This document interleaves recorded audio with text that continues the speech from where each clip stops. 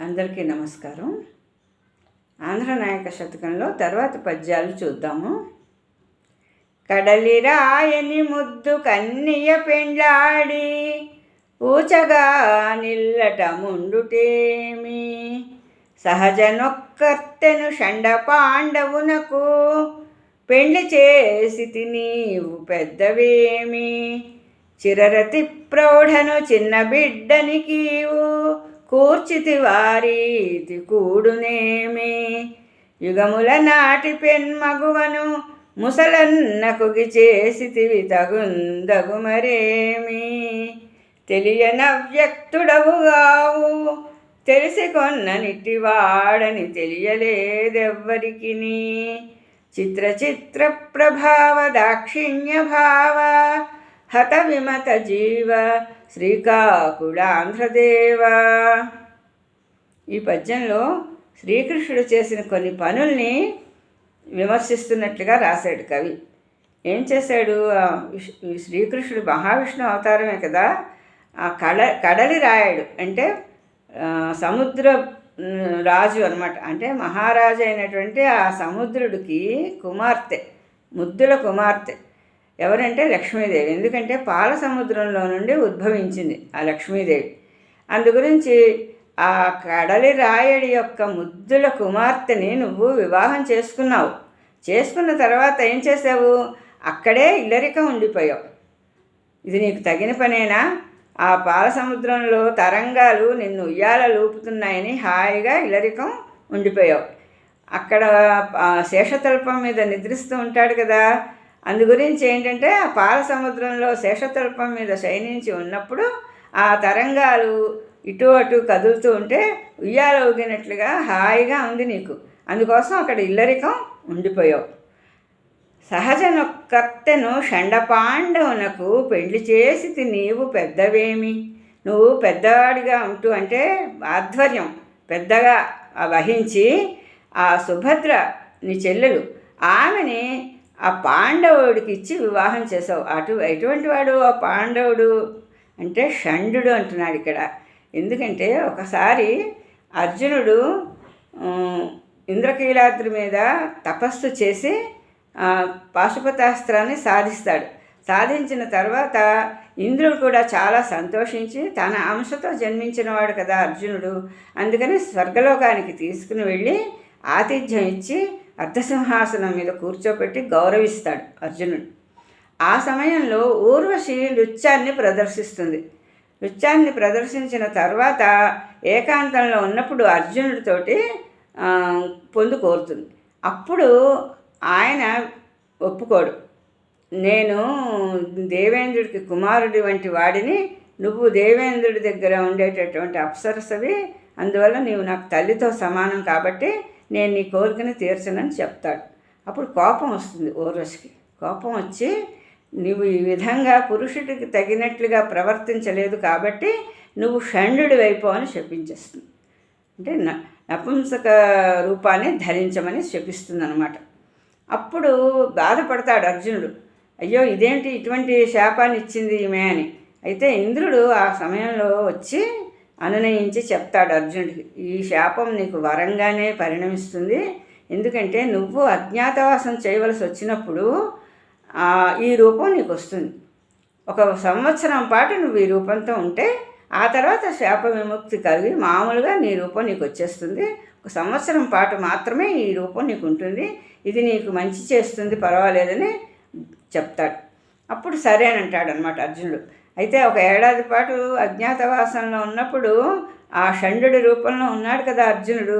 అందుకని ఇక్కడ ఏమంటున్నాడంటే నీ చెల్లెలైన సుభద్రని ఆ షండుడైనటువంటి అర్జునుడికి ఇచ్చి వివాహం చేసావు. ఏం పెద్దరికం వహించేవయ్యా! ఇటువంటిదేనా పెద్దరికం అంటే? చిరరతి ప్రౌఢను చిన్న బిడ్డనికీవు కూర్చితి వారీతి కూడునేమి. ఆ రతీదేవి ఉంది, ఆమె నీకు జన్మించినటువంటి ప్రద్యుమ్నుణ్ణి శంబరాసురుడు ఎత్తుకుపోయి సముద్రంలో పారవేసినప్పుడు ఆ బెస్తవాళ్ళు తీసుకొచ్చి అంటే ఈ ప్రద్యుమ్నుణ్ణి ఒక చేప మింగేస్తుంది. ఆ మింగినప్పుడు బెస్తవాళ్ళు పట్టి తెచ్చి రాజుగారి వంటశాలలో ఇస్తారు. ఆ చేపని కోస్తున్న సమయంలో ఈ శిశువు బయటకు రాగానే అదే సమయంలో రతీదేవి చూస్తోంది. ఎందుకంటే ప్రద్యుమ్నుడు మన్మధుడి తాలూకు అంశ. మన్మధుడికి శరీరం పోయింది. ఈశ్వరుడు మూడవ కన్నుతో భస్మం చేసేశాడు మన్మధుడిని. అప్పుడు రతీదేవి ప్రార్థించినప్పుడు ఆ ప్రద్యుమ్నుడిగా మళ్ళీ జన్మిస్తాడు శ్రీకృష్ణుడికి అని చెప్తారనమాట ఈశ్వరుడు పార్వతి. ఆ విధంగానే మన్మధుడే ప్రద్యుమ్నుడిగా జన్మిస్తాడు. అయితే శంబరాసురుడికి ఏంటంటే ప్రద్యుమ్నుడి వలన మరణం సంభవిస్తుందన్న విషయం తెలిసి ఆ శిశువుని సముద్రంలో పారేస్తాడు, చనిపోతాడు అనుకుంటాడు. కానీ అతడి తాలూకు వంటశాలలోనే ఆ శిశువు బయటపడగానే రతీదేవి అక్కడికి మారువేషంలో వచ్చి మాయాదేవి అనే పేరు పెట్టుకుని అక్కడ ఉంటూ ఆ శిశువుని సంరక్షిస్తుంది. ఆ శిశువు పెరిగి పెద్దవాడైన తర్వాత తనకి వచ్చిన మంత్రాలన్నీ అతనికి నేర్పి శంబరాసురుణ్ణి సంహరింపచేస్తుంది. ఆ తర్వాత ప్రద్యుమ్నుడిని తీసుకుని ద్వారకా నగరానికి వస్తుందన్నమాట. వచ్చినప్పుడు ద్వారకా నగరంలో వాళ్ళందరూ సంతోషిస్తారు. రుక్మిణి, కృష్ణుడు, అందరూ మిగిలిన వాళ్ళు కూడా ఎంతో ఆనందిస్తారు. ఆ తర్వాత ప్రద్యుమ్నుడికి రతీదేవికి వివాహం చేస్తారు. అందుగురించి ఇక్కడ ఏం చెప్తున్నాడంటే, చిరరతి ప్రౌఢను చిన్న బిడ్డని కీవు కూర్చుతివి, నీ తాలూకు కుమారుడు కదా. ఆ రతీదేవి ఎప్పటిదో, ఆమె చాలా పెద్ద వయస్సు కలిగినది. ఆమెని నీ చిన్న బిడ్డడైనటువంటి ప్రద్యుమ్నుడికిచ్చి పెళ్లి చేసావు. ఇదేమైనా చేయదగిన పనేనా? ఇటువంటి పని చెయ్యొచ్చా? ఎందుకు అంటే ఇక్కడ అంతరార్థం ఏంటంటే, ఆ రతీదేవి దేవ యోనికి చెందింది, అంటే దేవత. ఆ దేవతలకి వయస్సు పెరగదు, ఎప్పుడూ ఒక్కలాగే ఉంటారు వాళ్ళు. త్రిదర్శులు అని పేరు దేవతలకి. అందుకే అంటే 30 సంవత్సరాలు దాటి ఉండదన్నమాట వాళ్ళ వయస్సు ఎప్పుడూ కూడా. అందుకోసం ఆమె ఎప్పటికీ ఒక్కలాగే ఉంటుంది. ఇటొచ్చి ఈ మన్మధుడు ప్రద్యుమ్నుడిగా పుట్టి తర్వాత పెరిగి పెద్దవాడయ్యే వరకు నిరీక్షించింది. అందుకే రతీదేవి తన వయస్సుకు తగినట్టుగా ప్రద్యుమ్నుడి రూపం వచ్చిన తర్వాతే ఆ శంబరాసురుడి చేత శంబరాసురుడిని సంహరింపచేసింది. అందుగురించి అక్కడ పొరపాటేమీ జరగలేదు. ఆమె దేవయోనికి చెందినది కదా, అందుగురించి అక్కడేమీ వయస్సులో తారతమ్యం అనేది తెలియదు. కానీ ఇక్కడ ఆక్షేపించాలి కదా, అందుకని కవి ఈ రకంగా అంటున్నాడు అనమాట. ఆ రతీదేవి ప్రౌఢ, అటువంటి ఆమెకి చిన్న బిడ్డనిచ్చి నువ్వు వివాహం చేసావు, ఇదైనా తగిన పనేనా అని అడిగాడు. ఆ తర్వాత యుగముల నాటి పెన్మగువను ముసలన్న కొగి చేసితివి తగుందగు మరేమి, ఇంకా గొప్ప పని చేసావు. ఏమిటది అంటే, యుగముల నాటి పెన్మగువ. కృతయుగంలో ఒక మహారాజుకి రేవతి అనేటటువంటి కుమార్తె ఉండేది. ఆ రేవతి అసమాన సౌందర్యవతి. ఆమెకు తగిన వరుడెవ్వరూ కనబడలేదు భూలోకంలో ఆ రాజుకి.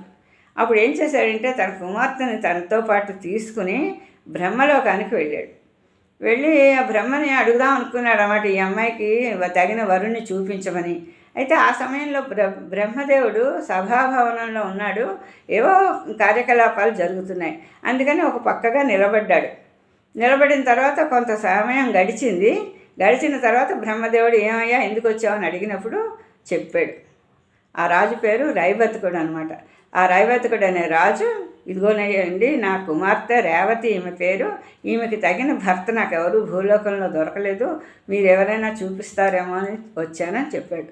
అప్పుడు బ్రహ్మదేవుడు నవ్వుకుని, అయ్యో ఇంతసేపు నువ్వు ఇక్కడ నిలబడ్డావు, కానీ భూలోకంలో అప్పుడే 2 యుగాలు గడిచిపోయాయి నువ్వు వచ్చి ఇక్కడికి. నువ్వు కృతయుగంలో వచ్చావు, త్రేతాయుగం కూడా గడిచిపోయింది, ఇప్పుడు ద్వాపర యుగం నడుస్తోంది భూలోకంలో. అందువల్ల నువ్వు చూసిన వాళ్ళల్లో ఎవ్వరూ కూడా ఇప్పుడు జీవించి ఉండరు. ఎందుకంటే మానవలోకంలో ఉండే కాలమానానికి బ్రహ్మలోకంలో ఉండే కాలమానానికి చాలా తేడా ఉంటుంది.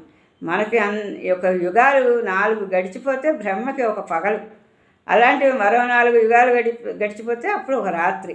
ఆ రకంగా చూస్తే నువ్వు ఇక్కడికి వచ్చి కొంత సమయం నా గురించి ప్రతీక్షించావు కదా, అందుకోసం అక్కడ 2 యుగాలు గడిచిపోయి 3వ యుగం ఇప్పుడు ద్వాపర యుగం నడుస్తోంది. అందుకని ఈ అమ్మాయికి నువ్వు, మీ బంధువులు ఎవ్వరూ ఇప్పుడు జీవించలేరు, నువ్వు ఇదివరకు చూసిన వాళ్ళు కూడా ఎవ్వరూ లేరు. అందుకని నేను ఇప్పుడు ఒక మాట చెప్తున్నాను విను. అక్కడ భూలోకంలో శ్రీకృష్ణుడు బలరాముడు ఉన్నారు. ఆ బలరాముడికి ఈ అమ్మాయినిచ్చి వివాహం చెయ్యని చెప్పాడు. చెప్పగానే ఆ రేవతిని తీసుకుని భూలోకానికి వచ్చి ఆ శ్రీకృష్ణుడి దగ్గరికి వెళ్ళాడు. అక్కడ బలరాముడిని కూడా చూశాడు. చూసి నా కుమార్తెని ఇలా బ్రహ్మదేవుడు చెప్పాడు మీ అన్నకిచ్చి వివాహం చేయాలంటే ఓ తప్పకుండా అని చెప్పి ఆ రేవతికి బలరాముడికి వివాహం చేశారు. అందు గురించి ఇక్కడ అంటున్నాడు యుగముల నాటి పెన్మగువ అంటే యుగాలు జీవించి ఉన్నటువంటి ఒక పెద్ద స్త్రీని ముసలన్న కొగి చేసేది. ఇక్కడ మళ్ళీ ముసలన్న అని చమత్కరిస్తున్నాడు. ముసలివాడు కాదు ముసలన్న అంటే ఇక్కడ ముసలి ముసలమ్ము అంటే రోకలి. ఆ రోకల్ని ఆయుధంగా పట్టుకునేవాడు బలరాముడు. అందువల్ల అతను ముసలి అయ్యాడు అనమాట. అందుకని ఆ ముసలి అయినటువంటి అన్నకి అంటే ముసలం అనే ఆయుధాన్ని ధరించినటువంటి ఆ బలరాముడికి నీ అన్నకి ఆ యుగాలలో ఎప్పుడో 2 యుగాల ముందు జీవించి ఉన్నటువంటి ఆమెను తెచ్చి వివాహం చేశావు.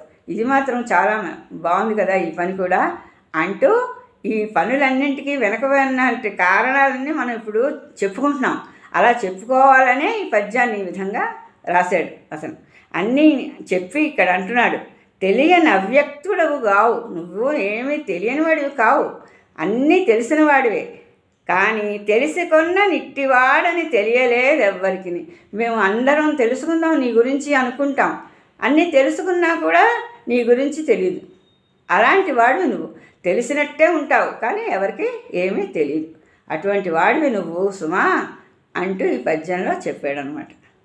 ఆ తర్వాత పద్యం నీ జ్యేష్ఠపుత్రుడెన్నికకు రాని యశాశ్వతపు పనులు సేయు సంతతము జగతి వేరొక ముద్దు కుమారుడందరి మోహలతల స్త్రీ పురుషుల లంకెబెట్టు నీతలోదరి లోకమాత పక్షాపక్ష దృష్టి చంచల వృత్తి తిరుగుచుండు నీవనన్యకృతాది నివిడ మాయా విధానుల జేయుదెవ్వరి తొలగనీక ఒకరికంటే గుణాధికులొకరు మీరు ఇంత చక్కన తెలిసే మీ ఇంటి వరుస చిత్ర ప్రభావ దాక్షిణ్య భావ హత విమత జీవ శ్రీకాకుళాంధ్రదేవ. ఈ పద్యంలో ఇంట్లో ఉన్న వాళ్ళందరి గురించి చెప్తున్నాడు కవి. మహావిష్ణు ఇంటిలో ఉన్నటువంటి వాళ్ళ గురించి మీ ఇంటి వరుస, మీ ఇంట్లో ఉన్న వాళ్ళందరి తాలూకు పద్ధతులు ఆ స్వభావాలు చెప్తున్నాను విను. ఒకరికంటే ఒకరు గుణాధికులు మీరు ఒకరిని మించిన వాళ్ళు ఒకడయ్యా మీ ఇంట్లో ఉన్నవాళ్ళంతా అంటూ మొదట ఏం చెప్తున్నాడంటే నీ జ్యేష్ఠపుత్రుడు ఎన్నికకు రాని అశాశ్వతపు పనులు సేయు సంతతము జగతి. ఈ జగతిలో అంటే ఈ లోకంలో ఎన్నికకు రాని అంటే లెక్క పెట్టలేనన్ని అశాశ్వతపు పనులే చేస్తూ ఉంటాడు. ఎవరు ఆ మొదటి కుమారుడు అంటే బ్రహ్మదేవుడు ఏం చేస్తూ ఉంటాడు సృష్టి చేస్తాడు. ఆ సృష్టిలో ఏ జీవము కూడా శాశ్వతంగా ఉండదు, మరణం తప్పనిసరిగా వస్తుంది ఆ జీవికి. అందు గురించి ఇక్కడ అశాశ్వతపు పనులు అంటే శాశ్వతం కానటువంటి ఆ సృష్టిని చేస్తూ ఉంటాడు. ఆ సృష్టి ఏమిటి లెక్కలేదు, ఎన్నికకు రాని అంటే లెక్కలేనన్ని అశాశ్వత పనులు చేస్తాడు అని ఆక్షేపిస్తున్నట్లుగా ఉంది. కానీ అక్కడ అర్థం ఏంటంటే ఎవ్వరూ కూడా లెక్క పెట్టలేనంతటి అశాశ్వతమైనటువంటి జీవులందరినీ కూడా సృష్టిస్తూ ఉంటాడు నీ పెద్ద కుమారుడు. ఇంకొక ముద్దుల కుమారుడు ఉన్నాడు నీకు. వేరొక ముద్దు కుమారుడు అందరి మోహలతల స్త్రీ పురుషుల లంకెబెట్టు. ఇంకొక కుమారుడు ఉన్నాడు కదా ముద్దులవాడు, అతడు ఎవడు అంటే మన్మధుడే ప్రద్యుమ్నుడిగా జన్మించాడని చెప్పుకున్నాం కదా. అయితే ఈ మన్మధుడు ఏం చేస్తూ ఉంటాడు, ఎప్పుడూ కూడా మోహాన్ని స్త్రీ పురుషులకి కలిగించి ఒకడికొకడికి తగులుకునేటట్టుగా చేస్తూ ఉంటాడు. ఎప్పుడు కూడా అతనికి అదే పని. ఆ మన్మధుడి పని ఏంటంటే స్త్రీ పురుషులకి లంక పెట్టడం. నిజమే కదా, అది మన్మధుడి భావం ఉంటేనే ఈ సంసారం సాగుతుంది. అందుగురించి ఆ మన్మధుడు ఎప్పుడూ అదే పని చేస్తూ ఉంటాడు. సుమా నీ కొడుకు రెండోవాడు అన్నాడు. అని నీ తలోదరి లోకమాత, నీ భార్య ఉంది కదా ఆమె లోకమాత. ఆమె ఎవరు లక్ష్మీదేవి. ఏం చేస్తుంది, పక్షాపక్ష దృష్టి చంచల వృత్తి తిరుగుచుండు. ఎవరి మీద పక్షపాతం ఉంటే వాళ్ళ ఇంట్లో ఉంటుంది, అంతేగాని అందరిలో ఉండదు. పక్షపాత దృష్టితో చూస్తూ ఉంటుంది మనుషుల్ని. చూడటమే కాకుండా చంచల వృత్తి, ఒక్కసారి నిశ్చలంగా ఒక దగ్గర ఉండదు. లక్ష్మి చంచలం, ఈరోజు ఉంటుంది ఇంకొక రోజు ఉండదు. అందుకే ధనం అనేది అశాశ్వతం, సంపదలు అశాశ్వతం. ఇవాళ ఉన్నాయి కదా అని గర్వం పొందితే తర్వాత పోతాయి, అవి ఉంటాయని నమ్మకం ఉండదు. అందుగురించి లక్ష్మి చంచలం కాబట్టి ఇక్కడ ఏం చెప్తున్నాడు, ఆమె పక్షపాత దృష్టితో అందరినీ చూస్తూ ఇల్లు తిరుగుతూ ఉంటుంది, ఒక దగ్గర స్థిరంగా ఉండదు. ఇంకా నువ్వెలాంటి వాడివి, అనన్యకృతాది నిబిడ మాయా విధానుల జేయుదెవ్వరి తొలగనీక. నువ్వు నీ విష్ణు మాయని ఈ లోకంలో ఉన్నటువంటి వాళ్ళందరి మీద ప్రయోగిస్తావు, మాయలో పడేస్తావు. ఈ సంసారం, ఈ ప్రపంచం శాశ్వతం, నేను శాశ్వతం, ఈ శరీరం శాశ్వతం, భార్య పిల్లలు శాశ్వతం, సంపదలు శాశ్వతం, ఈ మాయలో పడేస్తావు అందరినీ. ఆ మాయలో పడేసి ఎవరిని అందులో నుండి బయటికి రానివ్వకుండా ఆ మాయలోనే వాళ్ళు అలా కొట్టుకు మిట్టాడుతూ ఉండేటట్లుగా చేస్తావు. అదయ్యా మీ కుటుంబంలో ఉండే వాళ్ళ స్వభావం. ఇంత చక్కటి కుటుంబం నిధి, ఈ వరుసలో ఈ స్వభావాలతో ఉంటారు మీ ఇంట్లో వాళ్ళంతా అంటూ ఈ పద్యంలో చెప్పాడు. అంటే ఎవరెవరి తాలూకు పనులు ఆ పనులనే కొంచెం వ్యంగ్యంగా చెప్పాడు అనమాట. ఇందులో ఉన్నది అది. ఈ రోజుకి ముగిస్తాను. ఇంకా మళ్ళీ మరో 2 పద్యాలతో రేపు కలుసుకుందాం. అంతవరకు సెలవు. నమస్కారం.